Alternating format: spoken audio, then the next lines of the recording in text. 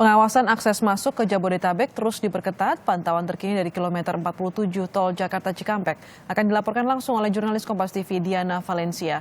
Diana, petugas ini sudah menemukan pola bahwa ada dua rentang waktu yang ada peningkatan kendaraan yang diputar balikan, yaitu jam 8 pagi hingga jam 4 hingga jam 8 malam. Sebenarnya apa penyebabnya? Ya, Astrid, benar sekali memang jumlah pelanggaran di kilometer 47 Tol Jakarta Cikampek ini ada fluktuatif begitu. Ada rentang waktu tertentu ketika jumlah pelanggaran meningkat. Kami sempat menanyakan hal ini kepada petugas yang bertugas di lapangan, kemudian melihat juga jumlah catatan jumlah pelanggaran yang ada di sini. Dari rentang waktu 6 pagi hingga 8 pagi itu jumlah pelanggaran meningkat karena memang banyaknya masyarakat yang beraktivitas di jam-jam 6 hingga pukul 8 pagi dengan alasan bekerja. Tapi di lapangan banyak mereka yang beralasan pergi untuk bekerja tapi belum bisa membedakan yang namanya surat tugas dengan SIKM. Jadi rata-rata dari mereka hanya menunjukkan surat tugas dari perusahaan mereka. Padahal kita apabila bersandar pada Peraturan Gubernur DKI Jakarta nomor 47 tahun 2020, SIKM ini menjadi syarat mutlak apabila masyarakat ingin keluar masuk wilayah DKI Jakarta. Sehingga mereka yang hanya menunjukkan surat tugas tetap tidak diperbolehkan masuk ke wilayah DKI Jakarta dan diminta untuk beralih begitu ke Tol Karawang Barat. Kemudian selain pukul 6 hingga 8 pagi juga ada peningkatan jumlah pelanggaran di sekitar rentang waktu 4 sore hingga 8 malam. Kalau menurut informasi dari petugas memang di rentang waktu ini mereka pelanggaran ataupun maksud kami pelanggar itu mereka yang datang dari luar wilayah Jabodetabek memang sehabis mudik begitu. Kita tahu bahwa hari ini merupakan H+5 setelah Hari Raya Idul Fitri sehingga ini tidak memungkinkan ataupun tidak menutup kemungkinan maksud kami masyarakat banyak yang ingin kembali ke wilayah DKI Jakarta setelah melakukan silaturahmi di kampung mereka masing-masing. Nah, pelanggarannya sendiri, maksud kami pengawasan sendiri memang masih terus dilakukan dan cukup ketat begitu, Astrid dan juga saudara. Apabila kami melihat di sini tidak ada random checking yang dilakukan. Jadi semua kendaraan yang di sini akan diperiksa kecuali dua jenis kendaraan. Yang pertama adalah kendaraan logistik yang membawa barang, kemudian yang kedua adalah kendaraan ataupun angkutan umum yang sekiranya memiliki stiker khusus dari Kementerian Perhubungan. Dan mekanismenya sebenarnya sederhana pengecekannya.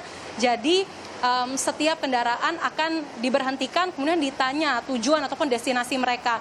Apabila ingin ke wilayah DKI Jakarta akan diminta petugas untuk memperlihatkan SIKM mereka. Apabila mereka memiliki SIKM, maka petugas akan mengescan barcode yang ada ataupun tercantum di surat SIKM tersebut untuk bisa mengecek ataupun memeriksa keaslian dari surat tersebut. Apabila mereka tidak memiliki SIKM, maka akan langsung dialihkan ke Tol Karawang Barat dengan imbauan untuk kembali ke wilayah asal keberangkatan mereka dan tidak kembali ataupun mencoba kembali untuk wilayah DKI Jakarta melalui jalur arteri karena memang di jalur arteri sendiri sudah ada titik penyekatan tertentu. Dan tercatat dari pukul 12 hingga pukul 10 tadi memang sudah ada 310 kendaraan diminta untuk putar balik dan 95%-nya menurut informasi dan juga catatan dari petugas di sini itu merupakan kendaraan pribadi. Astrid. Ya Diana, penyekatan ini ditujukan untuk pemudik yang sudah terlanjur mudik dan ingin kembali ke Jakarta agar diimbau untuk kembali ke daerahnya. Ini sampai kapan dilakukan? Ya Astrid, kalau kita bersandar ataupun berdasarkan informasi atau pernyataan dari Gubernur DKI Jakarta Anies Baswedan, pengawasan pemberlakuan SIKM ini akan berlangsung hingga 7 Juni mendatang. Anies Baswedan sendiri menyatakan pengawasan ini esensial untuk bisa menekan angka penularan virus corona di wilayah DKI Jakarta sekaligus konsistensi aturan larangan mudik yang memang sudah digaungkan beberapa minggu sebelumnya. Jadi mereka yang sudah terlanjur mudik diharapkan tidak mudah kembali ke wilayah DKI Jakarta, tentunya apabila mereka tidak memiliki urgensi tertentu. Anies sendiri juga menyatakan bahwa upaya pengawasan juga pemberlakuan SIKM ini jadi salah satu upaya untuk bisa mengapresiasi kerja keras masyarakat DKI Jakarta yang sebelumnya sudah, maksud kami dari tahap PSBB wilayah DKI Jakarta tahap pertama dari pukul 10 April hingga saat ini sudah taat aturan untuk bisa beraktivitas di rumah saja begitu. Oleh karenanya kita tahu bahwa sudah cukup banyak mereka yang lolos ke luar wilayah Jabodetabek.